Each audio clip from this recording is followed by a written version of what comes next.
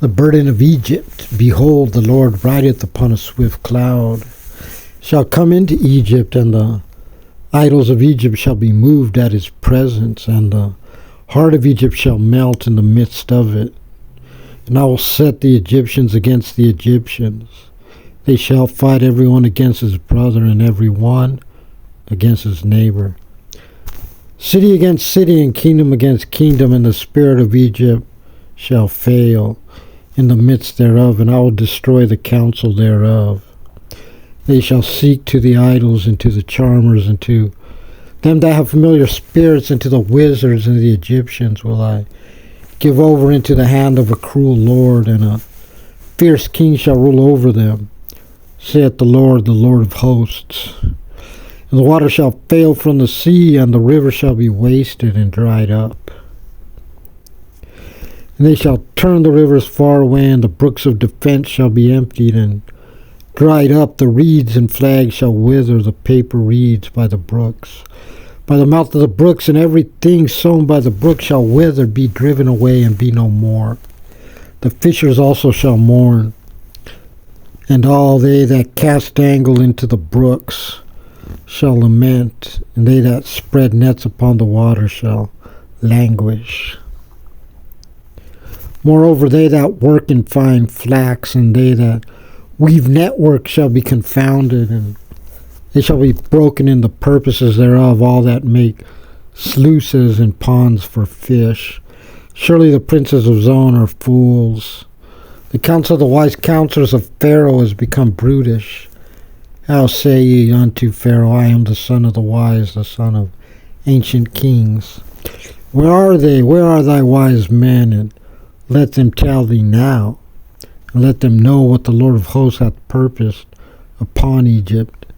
The princes of Zon are become fools. The princes of Noph are deceived. They have also seduced Egypt, even they that are the stay of the tribes thereof. The Lord hath mingled a perverse spirit in the midst thereof, and they have caused Egypt to err in every work thereof, as a drunken man staggereth in his vomit.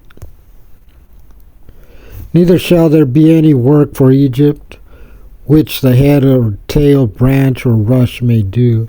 In that day shall Egypt be like unto women, and shall be afraid and fear because of the shaking of the hand of the Lord of hosts, which he shaketh over it.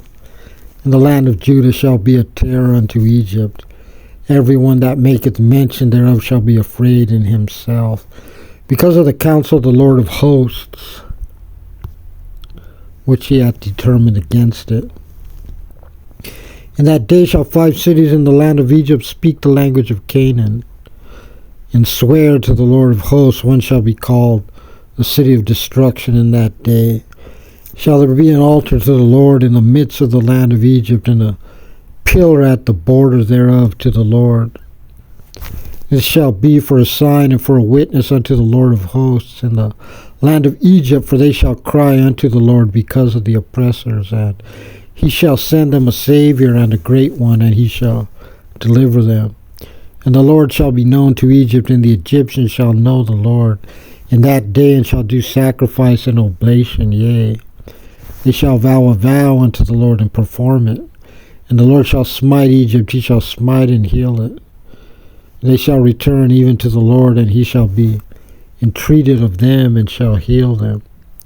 In that day shall there be a highway out of Egypt to Assyria. The Assyrian shall come into Egypt, and the Egyptian into Assyria, and the Egyptian shall serve with the Assyrians. In that day shall Israel be the third with Egypt, and with Assyria even a blessing in the midst of the land, whom the Lord of hosts shall bless, saying, Blessed be Egypt, my people, and Assyria, the work of my hands, and Israel, mine inheritance.